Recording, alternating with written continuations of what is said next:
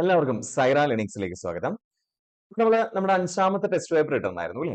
അതെല്ലാവരും അടിപൊളിയായിട്ട് ചെയ്തിട്ടുണ്ടാവും എന്ന് ഞാൻ വിചാരിക്കുന്നു. ആൻഡ് കുറേ ക്വസ്റ്റ്യൻസ് പ്രീവിയസ് ഇയർ ക്വസ്റ്റ്യൻസ് ആയിരുന്നു. കുറച്ച് ക്വസ്റ്റ്യൻസ് LCM ആൻഡ് HCF നിന്നും അതുപോലെ തന്നെ കുറച്ച് ക്വസ്റ്റ്യൻസ് നമ്മൾ എന്തെന്നുമായിരുന്നു ഇട്ടത്? നമ്മുടെ ഈ മൾട്ടിപ്പിൾ ആണോ എന്ന് ചെക്ക് ചെയ്യാനുള്ള ആ ഒരു സ്ഥാനത്തുനിന്നായിരുന്നു ഇട്ടത് അല്ലേ? സോ LCM ആൻഡ് HCF നമ്മൾ എന്തിനു പഠിക്കുന്നു എന്ന് ചോദിച്ചു കഴിഞ്ഞാൽ മറ്റു ചില ചോദ്യങ്ങൾ ചെയ്യാൻ വേണ്ടിയിട്ട് നമുക്ക് LCM ആൻഡ് HCF ആവശ്യമുണ്ട്. ഇങ്ങനത്തെ ക്വസ്റ്റ്യൻസ് ഡയറക്റ്റ് ആയിട്ട് നെറ്റ് എക്സാമിന് ചോദിക്കാറില്ല. പക്ഷെ കുറെ മാറ്റങ്ങൾ വന്നുകൊണ്ടിരിക്കുന്നുണ്ട്. അതുകൊണ്ട് ഇനി മേ ബി ചോദിക്കാനുള്ള സാധ്യതകളും ഉണ്ട്. അപ്പൊ അതുകൊണ്ട് പഠിച്ചു വെക്കുന്ന എപ്പോഴും നല്ലതായിരിക്കും.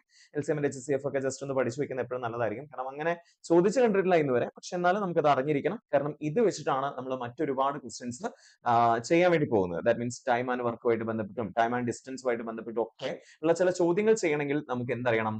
ഈ പറഞ്ഞ LCM കണ്ടുപിടിക്കാൻ അറിയണം. HCF അങ്ങനെ ആവശ്യം വരില്ല. പക്ഷെ LCM കണ്ടുപിടിക്കാൻ അറിയണം. ഓക്കെ. അതുകൊണ്ടാണ് അത്തരം ചില ചോദ്യങ്ങൾ കൂടി നമ്മൾ ഇന്ന് ഉൾപ്പെടുത്തിയിരിക്കുന്നത്. സോ ഏറ്റവും ബേസ് മുതലായിരുന്നു നമ്മൾ സ്റ്റാർട്ട് ചെയ്തത്. സോ ആ ബേസ് തന്നെയാണ് നമ്മൾ ഇപ്പോഴും സ്ട്രോങ് ആക്കിക്കൊണ്ടിരിക്കുന്നത്.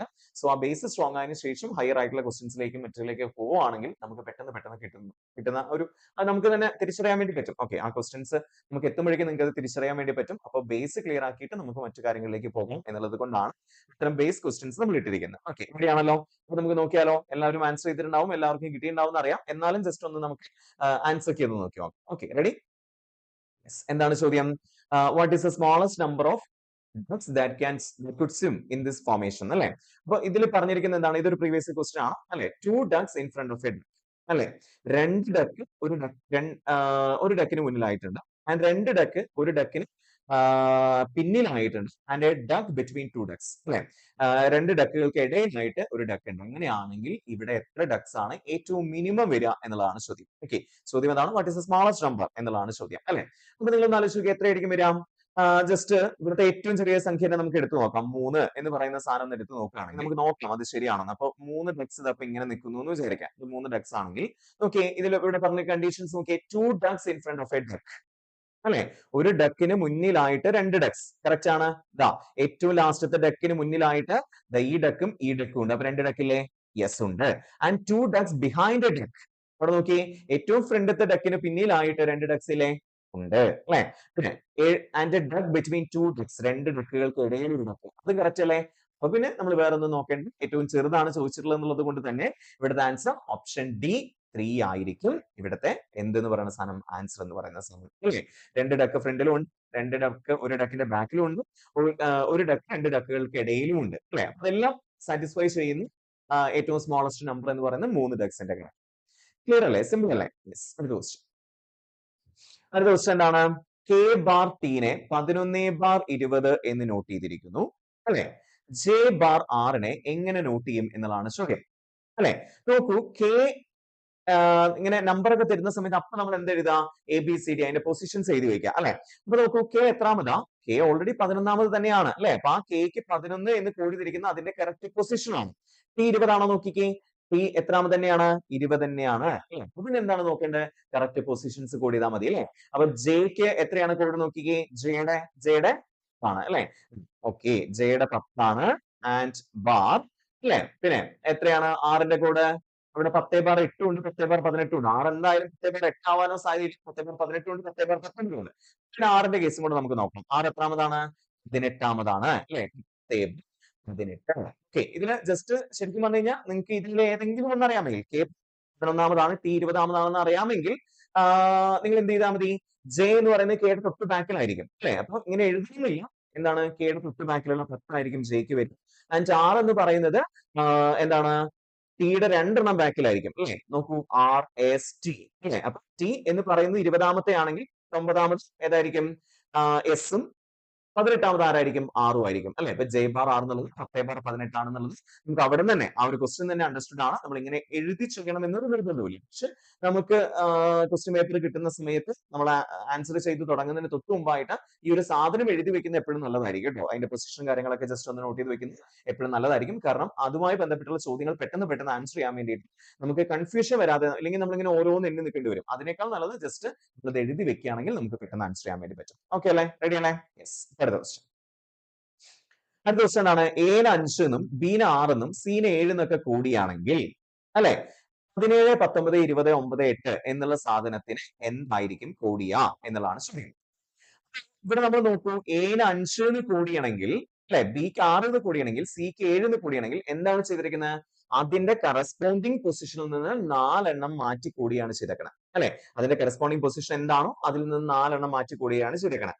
ഒന്നാമതാണ് അല്ലെ, എന്റെ ഒപ്പം ആ പൊസിഷൻ ഒപ്പം 1+4 5 എന്ന് എഴുതി അല്ലെ. 17 കൊടുത്തിരിക്കുന്ന എത്രാമത്തെ ലെറ്റർ ആയിരിക്കും? 17 എന്ന് പറയുന്ന സാധനം കൊടുത്തിരിക്കുന്ന എത്രാമത്തെ ആയിരിക്കും? 4 എണ്ണം ബാക്കിലേക്ക് എന്ന് പറയുമ്പോൾ 13 ആയിരിക്കും. അതായത് 13ാമത്തെ ലെറ്റർ ഏതാണ് അതായിരിക്കും നമ്മൾ അവിടെ 17 എന്ന് എടുക്കുന്നത്. കാരണം എന് 5 കൂടിയാണെങ്കിൽ ഒന്നാമത്തെ ലെറ്ററിന് 5 കൂടിയാണെങ്കിൽ 1+4 കൂട്ടിയിട്ടാണ്. 17 എന്ന് കൂടിയാണെങ്കിൽ ഇതായിരിക്കണം 13ാമത്തെ ലെറ്ററിനായിരിക്കണം. 13ാമത്തെ ലെറ്ററിനല്ലേ 4 കൂട്ടുമ്പോൾ 17 എന്ന് വരാം. സോ നമ്മുടെ ഓപ്ഷനിൽ 13 ഏതാണ് നോക്കിക്കേ, 13 ഏതാണ്? 13 M ആണ് അല്ലെ. അങ്ങനത്തെ 2 ഓപ്ഷൻസ് ഇവിടെ ഉണ്ട്. അതുകൊണ്ട് നമുക്ക് അത് ഉറപ്പിക്കാൻ പറ്റില്ല. ഇനി അടുത്ത 19 നോക്കാം അല്ലെ. 19 നമുക്ക് നോക്കേണ്ട ആവശ്യമില്ല, കാരണം അത് O ആയിരിക്കും. കാരണം 2 ഓപ്ഷനിലും രണ്ടാമത്തെ സാധനം O തന്നെയാണ് അല്ലെ. അപ്പൊ 3ാമത്തെ ലെറ്ററിലാണ് വ്യത്യാസം വന്നിരിക്കുന്നത്. സോ ഇനി നിങ്ങൾ 3ാമത്തെ ലെറ്റർ നോക്കിയാൽ മതി. 20. 20 എന്ത് ചെയ്യണം? 4 മൈനസ് ചെയ്യണം അല്ലെ. കാരണം 16 ആയിരിക്കും അവിടെ വന്നിട്ടുണ്ടാവുക. അപ്പൊ M 16 ആണെങ്കിൽ അല്ലെ, M 16 ആണെങ്കിൽ ഏതായിരിക്കും? M 13 ആണ് അല്ലെ. M 13 ആണെങ്കിൽ എത്രാമതായിരിക്കും 16? NO P അല്ലെ. P ആയിരിക്കും 16ാമത് വരിക. അതായത് 14, 15, 16. M കഴിഞ്ഞ് NOP. അപ്പൊ ഏതായിരിക്കും വരിക? MOPED എന്നുള്ള സാധനമായിരിക്കും വരിക. നിങ്ങൾ 19 നോക്കേണ്ട ആവശ്യമില്ല. കാരണം 19 നോക്കുന്നതിന്റെ റീസൺ എന്താ? M ഫസ്റ്റ് ലെറ്റർ ആണ് നമ്മൾ ഉറപ്പിച്ചു. രണ്ടാമത്തെ ലെറ്റർ 2 ഓപ്ഷൻസിലും അല്ലെ, M ഫസ്റ്റ് ലെറ്റർ ആയിട്ട് വരുന്ന 2 ഓപ്ഷനിലും രണ്ടാമത്തെ ലെറ്റർ O തന്നെയാണ്. അപ്പൊ നിങ്ങൾ രണ്ടാമത്തെ ലെറ്റർ നോക്കിപ്പോണ്ട്. 3ാമത്തെ ലെറ്റർ നോക്കുക, P ആണോ T ആണോ എന്നുള്ളതാണ് നോക്കേണ്ടത്. സോ അവിടെ കൊടുത്തിരിക്കുന്ന 20 ആണ്. സോ 20 4 കുറയ്ക്കുമ്പോൾ 16 എന്ന് കിട്ടും. 16 ഏതാണെന്ന് നോക്കിയാൽ മതി. 13ാമത്തത് M ആണെങ്കിൽ 16ാമത്തെ ഏതായിരിക്കും? NOP ആയിരിക്കും അല്ലെ. P ആയിരിക്കും 16ാമത്തെ വരിക. ഓക്കെ ആണല്ലോ. അപ്പൊ ഇങ്ങനെ കണ്ടുപിടിച്ചാൽ മതി. അല്ല നമ്മൾ ഓരോന്നും എഴുതി പോകുന്നു വേണം. ജസ്റ്റ് ഓപ്ഷൻ നോക്കിയിട്ട് ആൻസർ എഴുതാൻ വേണ്ടി പറ്റും. യെസ്, അടുത്ത ക്വസ്റ്റിലേക്ക് പോയാലോ? YVSP എന്നുള്ളതിന്റെ അടുത്ത ലെറ്റർ ഏതായിരിക്കും എന്നുള്ളതാണ് ചോദ്യം അല്ലെ. എന്താ ചെയ്തിരിക്കുന്നത്? Yനെ V എന്ന് കൂടിയാണെങ്കിൽ ബാക്കിലേക്ക് വന്നപ്പോൾ യെസ് 2 എണ്ണം ബാക്കിലേക്ക് വന്നിരിക്കുന്നു അല്ലെ. 2 എണ്ണം ബാക്കിലേക്ക് അല്ലേ വന്നിരിക്കുന്നത്. Y കഴിഞ്ഞിട്ട് ബാക്കിലുള്ള ലെറ്റർ ഏതാണ്? X ആയിരിക്കും. X കഴിഞ്ഞതിന്റെ ബാക്കിൽ ഏതാണ്? WXY എന്നല്ലേ വരിക. W ഉണ്ട്, പിന്നെ V ഉണ്ട്. അപ്പൊ 3 എണ്ണം ബാക്കിലേക്ക് കൊടുത്തിരിക്കുന്നു അല്ലെ. അതാണ് ചെയ്തേക്കണം. Y കഴിഞ്ഞ് V വരണമെങ്കിൽ നിങ്ങൾ ആലോചിച്ച് നോക്കി എങ്ങനെയാണ്, അല്ലെങ്കിൽ ഇങ്ങനെ നോക്കിയാലും മതി. V കഴിഞ്ഞ് എത്രാമതാണ് Y എന്നുള്ളത് നോക്കിയാൽ മതി. ബാക്കിലേക്ക് വരാൻ നമുക്ക് കുറച്ച് ബുദ്ധിമുട്ടായിരിക്കും. V കഴിഞ്ഞ് എത്രാമതാണ് Y നോക്കുക. ഓക്കെ, V കഴിഞ്ഞ WXY 3ാമതാണ് അല്ലെ. ശരിക്കും ഇവിടെ എന്താ ചെയ്തേക്കണം? Y കഴിഞ്ഞ് V എഴുതണമെങ്കിൽ 3 എണ്ണം ബാക്കിലേക്ക് കൂടിയിരിക്കുന്നു. S കഴിഞ്ഞ് എത്രാമതാണ് V നോക്കിക്കേ. TUV അവിടെയും 3ാമത്തെ തന്നെയാണ് അല്ലെ. അപ്പൊ V കഴിഞ്ഞ് 3 എണ്ണം ബാക്കിലേക്ക് കൂടിയപ്പോഴാണ് S എന്ന് കിട്ടിയേക്കണം. ഇനി S കഴിഞ്ഞ് ബാക്കിലേക്ക് 3 എണ്ണാണോ P എന്ന് കണ്ടുപിടിക്കാൻ വേണ്ടിയിട്ട് P കഴിഞ്ഞുള്ള നോക്കിയാൽ മതി. QRS കറക്റ്റ് ആണ് അല്ലെ. 3ാമത്തെയാണ്. അപ്പൊ ഇനി എന്താ ചെയ്യേണ്ടത്? P കഴിഞ്ഞ് 3 എണ്ണം ബാക്കിലേക്ക് വരണം. അപ്പൊ അതില് ഓപ്ഷനിൽ നോക്കിയാൽ മതി ഏതാണ് വരിക എന്നുള്ള സാധനം. ഓക്കെ, നമുക്ക് ബാക്കിലേക്ക് എണ്ണാൻ ബുദ്ധിമുട്ടുണ്ടെങ്കിൽ ഓപ്ഷൻ നോക്കും. N ആണ് നോക്കിക്കഴിഞ്ഞാൽ OP. N കഴിഞ്ഞ് രണ്ടാമത്താണ് P. പിന്നെ ഏതായിരിക്കും? ഓട്ടോമാറ്റിക്കലി M ആയിരിക്കും അല്ലെ. കാരണം NOP 3ാമത് P വരണമെങ്കിൽ M ആയിരിക്കും ആൻസർ. അപ്പൊ 3 എണ്ണം ബാക്കിലേക്ക് കൊടുത്തിരിക്കുന്നതാണ്. നമ്മൾ ആ മറ്റേ സാധനം എഴുതി വെച്ചിട്ടുണ്ടെങ്കിൽ, നമ്മളിപ്പോ നേരത്തെ എഴുതി ABCD എഴുതി വെച്ചിട്ടുണ്ടെങ്കിൽ അതിൽ നോക്കി ആൻസർ ചെയ്യാം.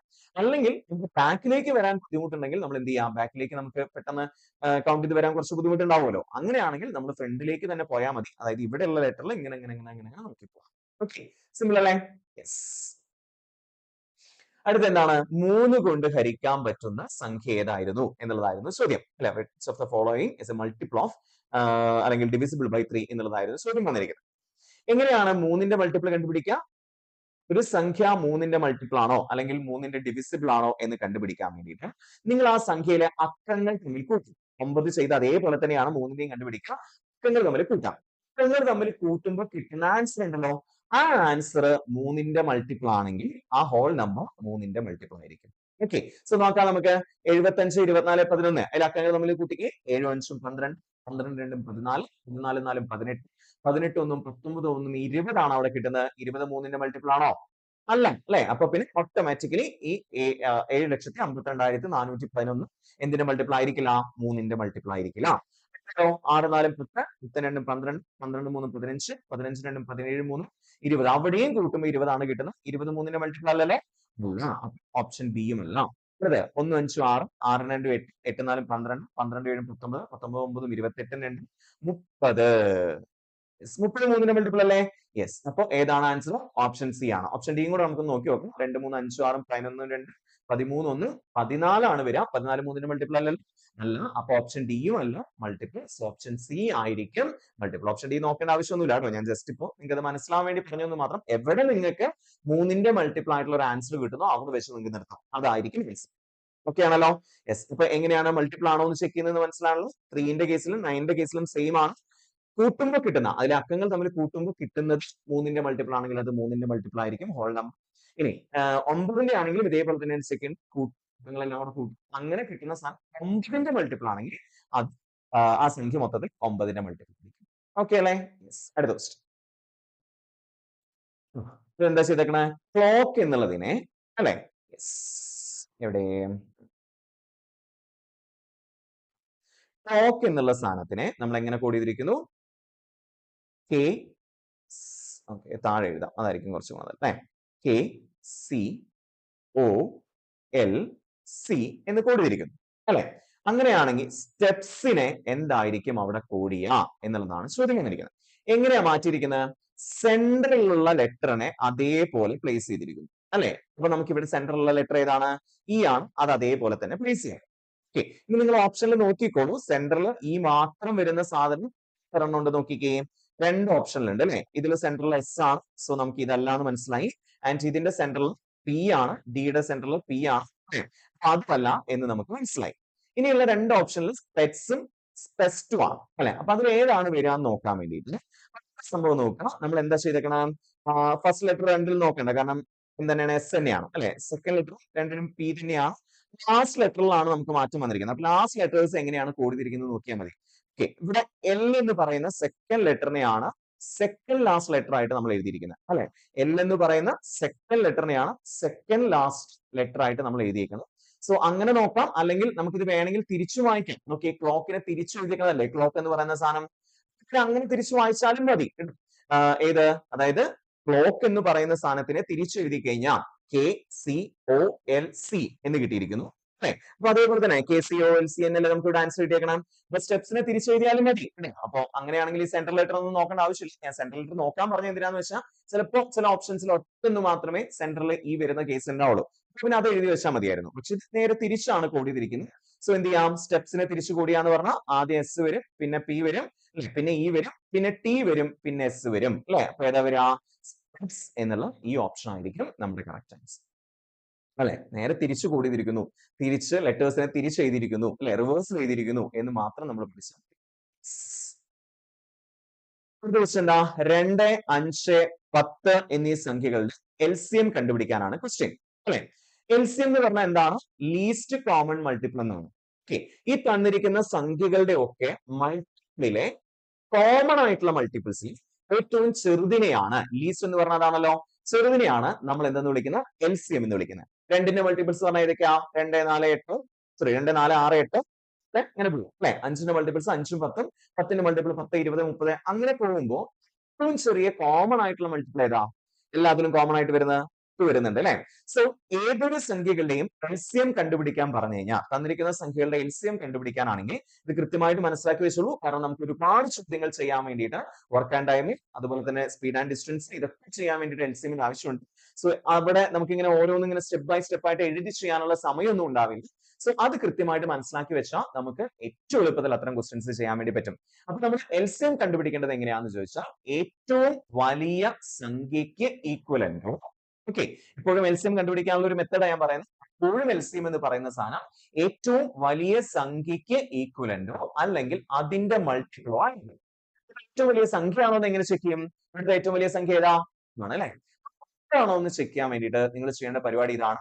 ബാക്കിയുള്ള സംഖ്യകൾ ഉണ്ടല്ലോ 2 5 10 10 വലുത്. ബാക്കിയുള്ള ചെറിയ സംഖ്യകളിലെ അതിന്റെയൊക്കെ മൾട്ടിപ്പിൾ ആണോ ഈ 10 എന്ന് ചെക്ക് ചെയ്യാം. 2ന്റെ മൾട്ടിപ്പിൾ ആണോ 10? 2ന്റെ ഗുണന പട്ടികയിൽ 10 വരുന്നില്ലേ? ഉണ്ട്. 5ന്റെ മൾട്ടിപ്പിൾ ആണോ 10? യെസ് അതെ.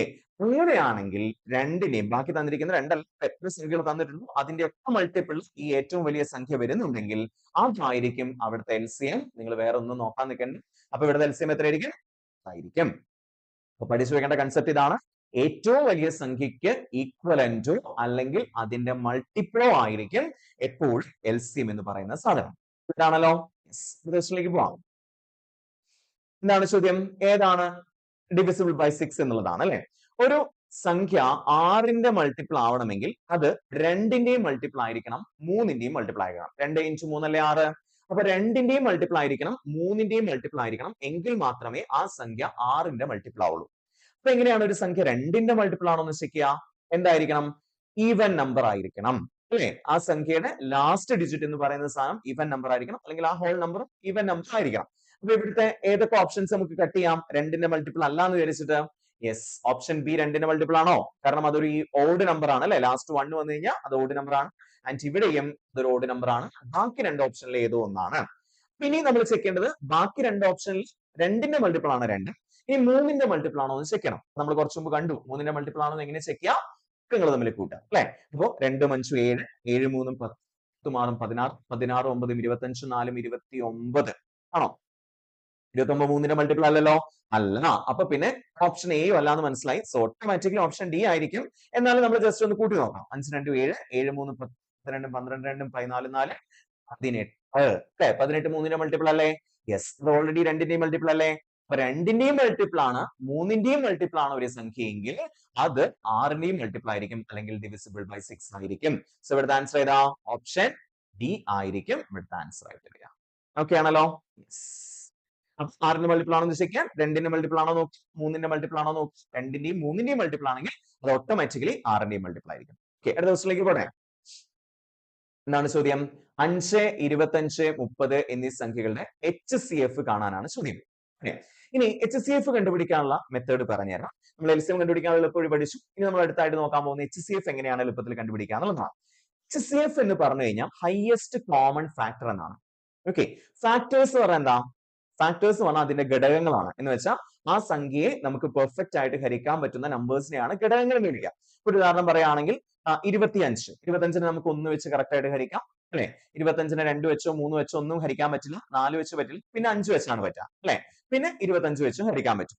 1ഉം 5ഉം 25ഉമാണ് ഫാക്ടേഴ്സ് 25ന്റെ. ഓക്കെ, അങ്ങനെയുള്ള ഫാക്ടേഴ്സിലെ ഏറ്റവും ഹയസ്റ്റ് കോമൺ ആയിട്ട് വരുന്ന ഫാക്ടേഴ്സിൽ അല്ലെ, എല്ലാ സംഖ്യകളുടെ ഫാക്ടേഴ്സ് എടുത്ത് നോക്കും, അതിൽ കോമൺ ആയിട്ട് വരുന്ന ഫാക്ടേഴ്സിലെ ഏറ്റവും വലിയ ഫാക്ടറിനെയാണ് നമ്മൾ എന്തെന്ന് വിളിക്കുക? HCF എന്ന് വിളിക്കുക. കൺസെപ്റ്റ് ആണ്. ഇനി 5, 25, 30 എന്നീ സംഖ്യകളുടെ HCF കണ്ടുപിടിക്കാൻ പറഞ്ഞു. നമ്മൾ നേരത്തെ LCM കണ്ടുപിടിക്കാൻ പറഞ്ഞപ്പോൾ എന്താ പറഞ്ഞ? ഏറ്റവും വലിയ സംഖ്യക്ക് ഈക്വലന്റോ അല്ലെങ്കിൽ അതിന്റെ മൾട്ടിപ്പിളോ ആയിരിക്കും എന്ന് പറഞ്ഞതുപോലെ തന്നെ HCF എന്ന് പറയുന്ന സാധനം ഏറ്റവും ചെറിയ സംഖ്യയ്ക്ക് തുല്യമോ അല്ലെങ്കിൽ അതിന്റെ ഫാക്ടറോ ആയിരിക്കും. HCF എന്ന് പറയുന്ന സാധനം ഏറ്റവും ചെറിയ സംഖ്യയ്ക്ക് ഈക്വലന്റോ അല്ലെങ്കിൽ അതിന്റെ ഫാക്ടറോ ആയിരിക്കും. അപ്പൊ ഇവിടുത്തെ ഏറ്റവും ചെറിയ സംഖ്യ ഏതാ? 5 ആണ് അല്ലെ? ആ 5 ആണോ ഇവിടുത്തെ HCF എന്ന് കണ്ടുപിടിക്കാൻ വേണ്ടിയിട്ട് മറ്റവർ നമ്മൾ ചെറിയ സംഖ്യകളുടെ മൾട്ടിപ്പിൾ ആണോ വലിയ സംഖ്യ ആണോ നോക്കിയേ. ഇവിടെ നമ്മൾ നോക്കേണ്ടത് നേരെ തിരിച്ച് ഈ 5ന്റെ മൾട്ടിപ്പിൾ ആണോ ബാക്കി 2 സംഖ്യയും നോക്കാം. ഓക്കെ, 5ന്റെ മൾട്ടിപ്പിൾ ആണോ ബാക്കി 2 സംഖ്യയും? യെസ്, 5ന്റെ മൾട്ടിപ്പിൾ ആണ് 25, 5ന്റെ മൾട്ടിപ്പിൾ ആണ് 30 അല്ലെ? അപ്പൊ ഇവിടുത്തെ HCF എന്ന് പറയുന്ന സാധനം ഏതായിരിക്കും? 5 ആയിരിക്കും. ഇതിൽ ഏതെങ്കിലും ഒന്ന് 5ന്റെ മൾട്ടിപ്പിൾ അല്ലെങ്കിൽ നമ്മൾ 5ന് അടുത്ത ഫാക്ടറിന് എടുക്കാം. ഓക്കെ, 5ന് അടുത്ത ഫാക്ടർ ഏതാ?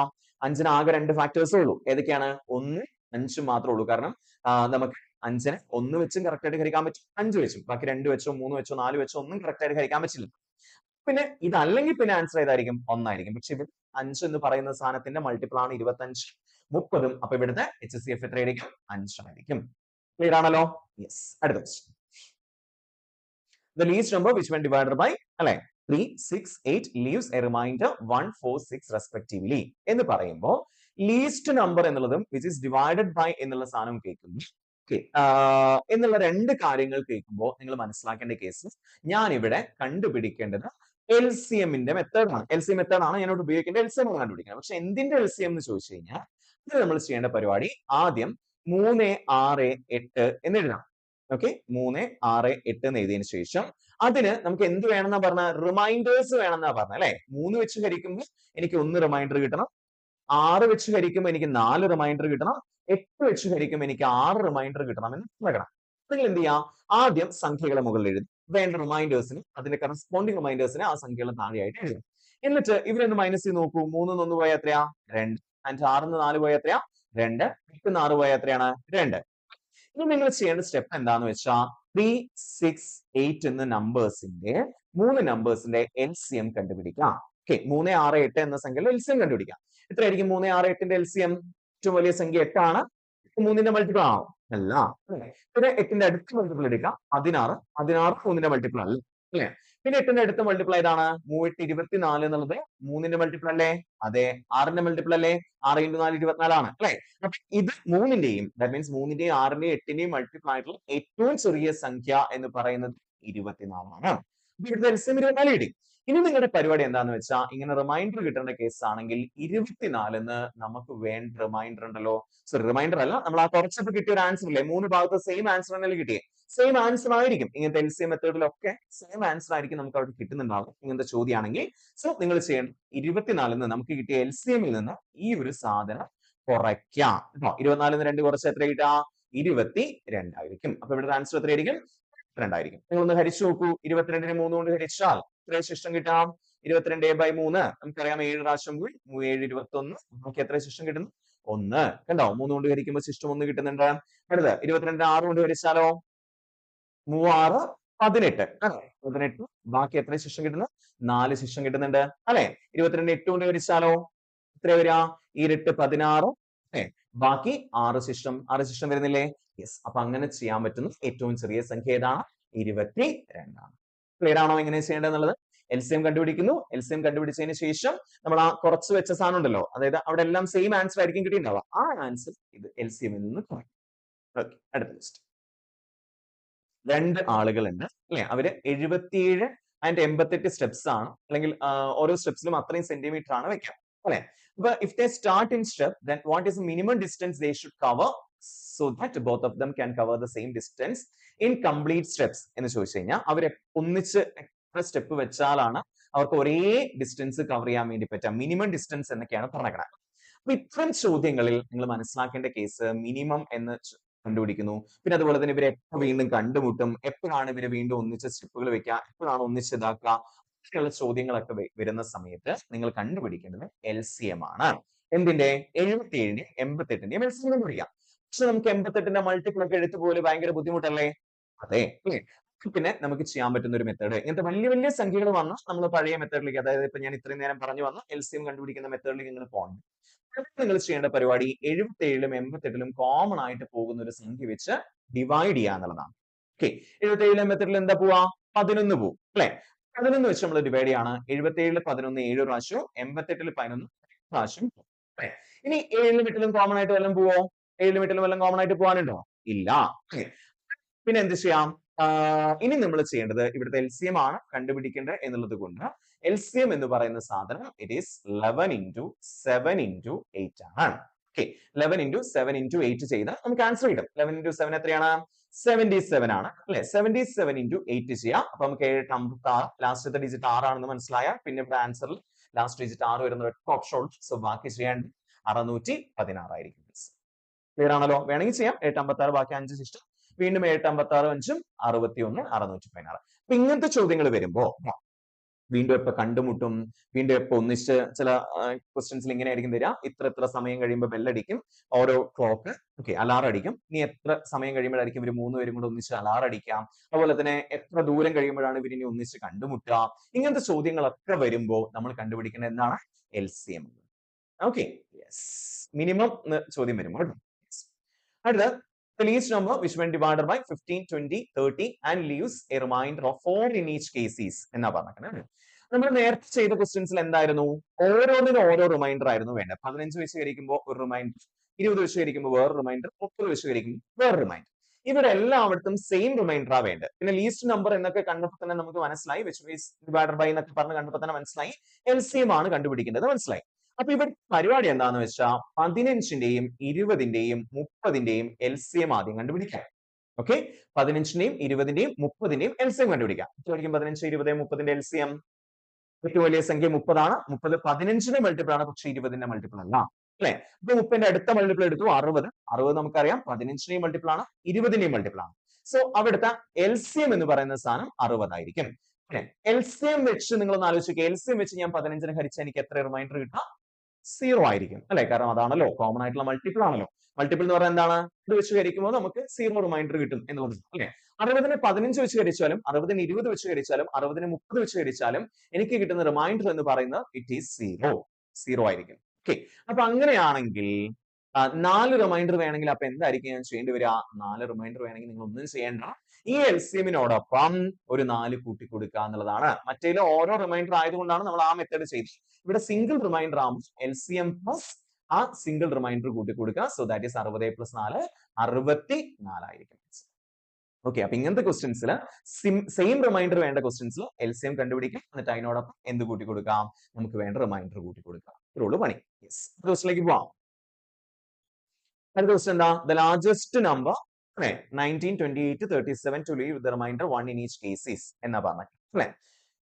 ലാർജസ്റ്റ് നമ്പർ എന്നുള്ള കേസ് കാണുമ്പോഴും പിന്നെ അതുപോലെ തന്നെ leaves reminder 1 in each case എന്നൊക്കെ പറയുന്ന സമയത്തും അല്ലെ, മനസ്സിലാക്കേണ്ട കേസ് ഇവിടുത്തെ ലാർജസ്റ്റ് നമ്പർ എന്നുള്ള ഒറ്റ കേസിൽ നിന്ന് മനസ്സിലാക്കേണ്ടത് ഇവിടെ ഞാൻ കണ്ടുപിടിക്കേണ്ടത് LCM ആണോ HCF ആണോ?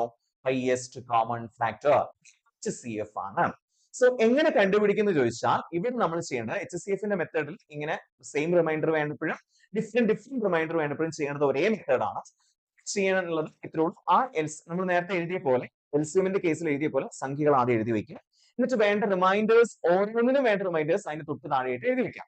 അപ്പൊ എന്താ ചെയ്ത്? ഒന്നാണ് ഇവിടെ എല്ലായിടത്തും വേണ്ടത് അല്ലെ? നമ്മൾ എഴുതി വെച്ചു. എന്നിട്ട് 13 ഒന്ന് കുറയ്ക്കും 18, 28 ഒന്ന് കുറയ്ക്കുമ്പോൾ 27 അല്ലെ, 37 ഒന്ന് കുറയ്ക്കുമ്പോൾ 36.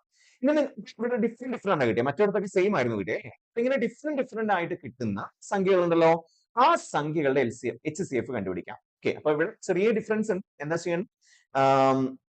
നമ്മൾ മറ്റേ ചെയ്ത പോലൊക്കെ തന്നെയാണ്, പക്ഷെ ചെറിയ ഡിഫറൻസ് എന്താണ്?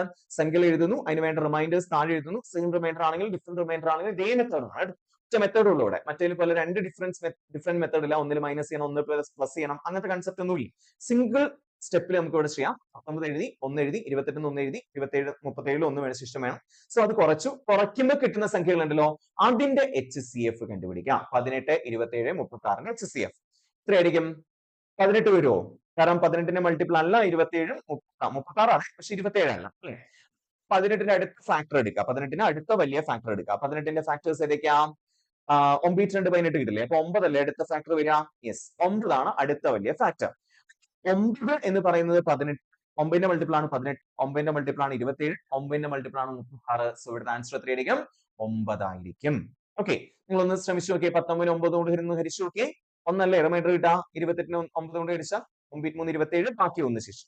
37 ഹരിച്ചാൽ 9 4 36, ബാക്കി 1 ശേഷം. സെയിം റിമൈൻഡർ അല്ലേ കിട്ടുന്നത്? ഇത്രേ ഉള്ളൂ പരിപാടി.